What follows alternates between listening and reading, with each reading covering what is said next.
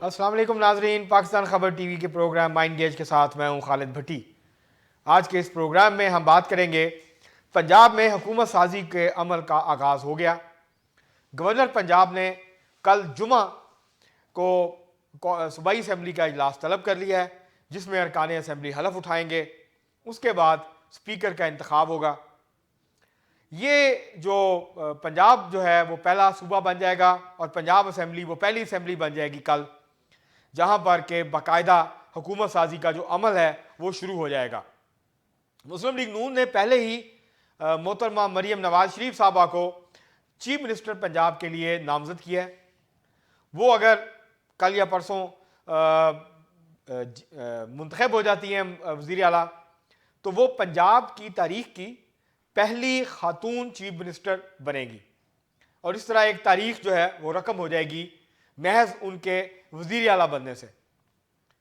और दूसरी तरफ जो तहरीक इंसाफ है, अब उसने इस हकीकत को तकरीबन तस्लीम कर लिया है कि वो पंजाब में हुकूमत बनाने की पोजीशन में नहीं है और अब वो अपोजिशन में बैठेंगे। उनके जो पहले अदादोशुमार सामने आए थे उसके मुताबिक उनका ये दावा था कि उनके 116 अरकान सूबाई असम्बली मुंतखब हुए हैं, लेकिन अब तक सिर्फ 105 अरकान सूबाई असम्बली ने सुन्नी इत्तेहाद कौंसिल में शमूलियत इख्तियार की है। 10 से 11 अरकान जो हैं उन्होंने अभी तक शमूलियत इख्तियार नहीं की। हो सकता है अगले चंद दिन में वो शमूलियत इख्तियार कर लें, या ये भी हो सकता है कि वो तहरीक इंसाफ में शमूलियत इख्तियार ना करें। तहरीक इंसाफ के ने जो ऐलान किया है कि वो सुन्नी इत्तेहाद कौंसिल को ज्वाइन करेंगे, तो ये मुमकिन है कि वो सुन्नी इत्तेहाद कौंसिल को ज्वाइन ना करें।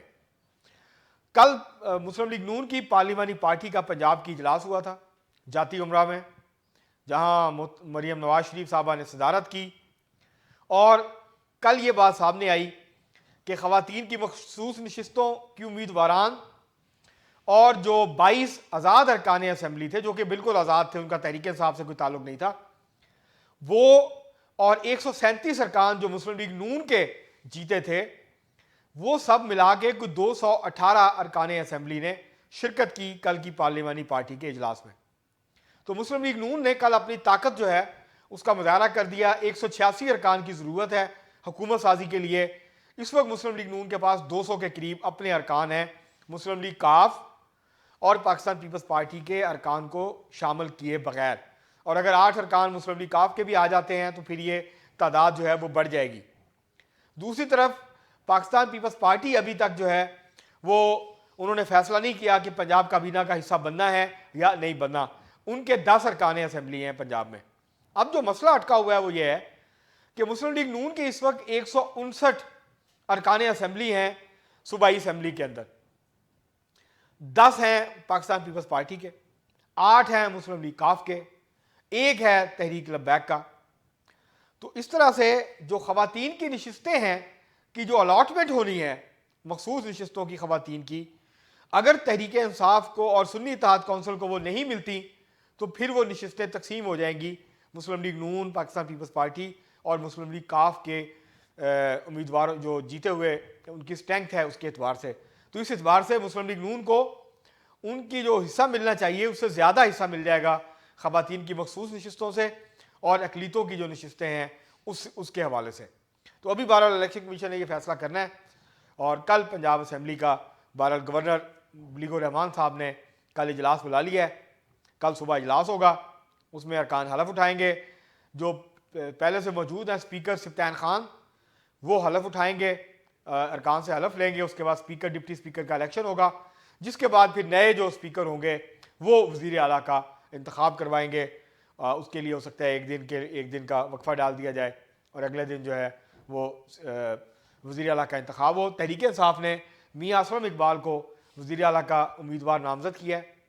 वो वज़ारत आला के उम्मीदवार होंगे, लेकिन वो अभी तक पेशावर में हैं।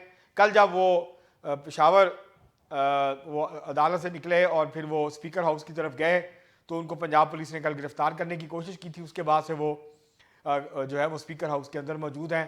जो KP के नामज़द वज़ीर आला हैं अली अमीन गंडापुर, वो भी गुज़श्ता 10 दिनों से स्पीकर हाउस में ही मुकीम है, वो भी बाहर नहीं निकल रहे।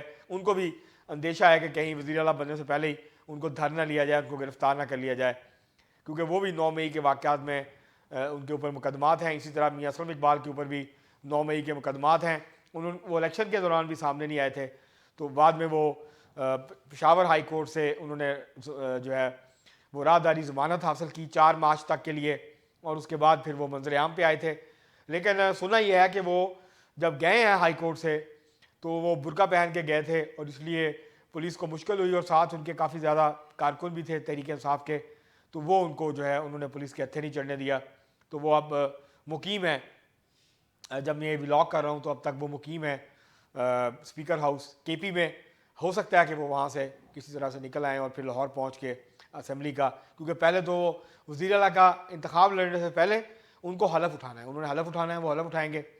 तो अगले चंद दिनों में पंजाब में हुकूमत साजी का अमल मुकम्मल हो जाएगा।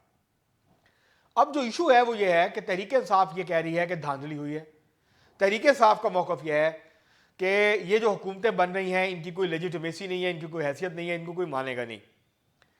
मज़े की बात यह है कि पंजाब की जो कौमी असम्बली की नशिस्तें हैं वहाँ तो तहरीक इंसाफ बड़े ज़ोर शोर से धांधली के इल्ज़ामात लगा रही है, लेकिन जो पंजाब असम्बली की नशिस्तें हैं, जो पंजाब असम्बली का इलेक्शन हुआ है, उसके हवाले से उतनी ज़्यादा शोर गोगा नहीं है, क्योंकि तहरीक इंसाफ ये क्लेम कर रही है कि पंजाब से उनकी कम अज़ कम 60 नशिस्तें जो हैं वो उनसे छीनी गई हैं, और इसका मतलब है कि मुस्लिम लीग नून को 4-5 के अलावा कोई नशिस्त नहीं मिली तहरीक इंसाफ के अगर दावे को देखा जाए।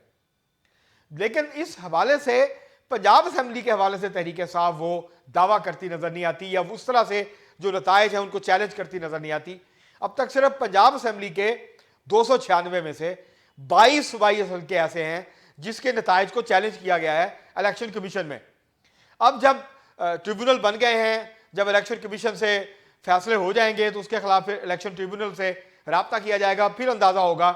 और लगता यही है कि कौमी असम्बली के हल्कों के ज़्यादा उज़रदारियाँ दाखिल की जाएंगी, जबकि सूबाई असम्बली के हल्कों की कम उज़रदारियाँ जो हैं वो दाखिल की जाएंगी। और तहरीक इंसाफ उस तरह से सरगर्मी के साथ या उस तरह से शोर नहीं डाल रही जिस तरह से वो कौमी असम्बली के इलेक्शन के हवाले से शोर डालती हुई नज़र आती है।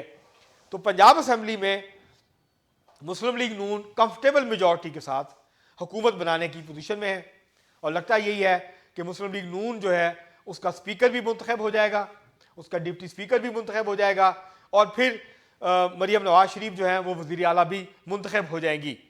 अभी तक जो है सिर्फ तहरीक इंसाफ ने केपी में ऐलान किया है कि वहाँ के जो वज़ीर आला हैं वो अली मीन गंडापुर होंगे। बलूचिस्तान में पाकिस्तान पीपल्स पार्टी ने तय करना है।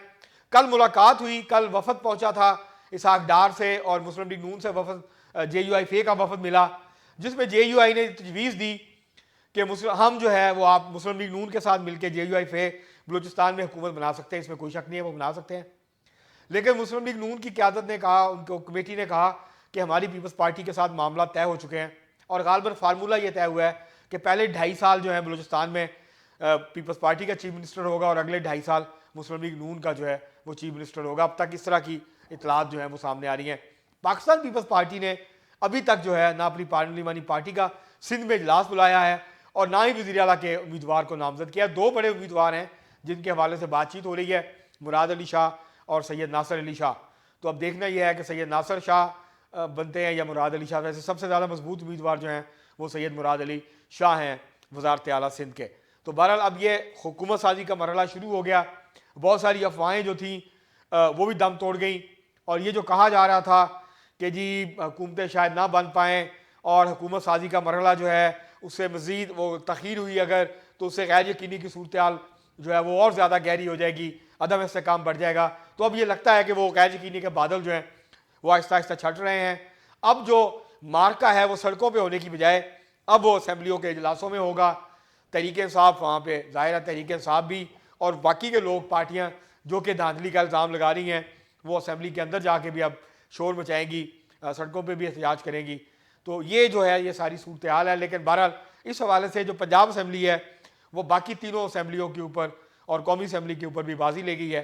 कल से पंजाब में हुकूमत साजी का अमल बाकायदा शुरू हो जाएगा, अरकान हलफ उठा लेंगे, उसके बाद फिर स्पीकर और वज़ीर आला का इंतखाब होगा। और उम्मीद करनी चाहिए कि जो कल प्रेस कॉन्फ्रेंस की है और जो वादे किए और जो रोड मैप दिया है पंजाब में डेवलपमेंट का, पंजाब में विमेन एम्पावरमेंट का, पंजाब में लॉ एंड ऑर्डर के हवाले से, पंजाब में जो है वो तरक्याती कामों के हवाले से, नौजवानों की एम्पावरमेंट के हवाले से, उनकी जो है वो नौकरियों के हवाले से, आईटी सिटीज़ बनाने की बात की है। इस तरह और बहुत सारी जो है वो बातें की हैं। कल मरीम नवाज शरीफ साहबा ने जो एजेंडा सेट किया है, अब देखना यह है कि वो किस हद तक इसके ऊपर अमल कर पाती हैं। क्या वो शहबाज शरीफ साहब जैसी कारकर्दगी दिखा पाएंगी? क्या वो इस तरह से तेज़ रफ्तारी से जो तरक्याती अमल है उसको आगे बढ़ा पाएंगी? क्या वो जो नौजवानों के अंदर मायूसी है उसको उम्मीद में बदल पाएंगी? और क्या वो जो रोज़गार, बेरोज़गारी, महंगाई का अजाब लोगों के ऊपर, गुर्बत का महंगा जो अजाब है वो लोगों पर मुसलत है, क्या इसमें वो कोई रिलीफ के लिए इकदाम कर पाएंगे? ये तो आने वाला वक्त बताएगा। अब तक के लिए इतना ही। बहुत शुक्रिया।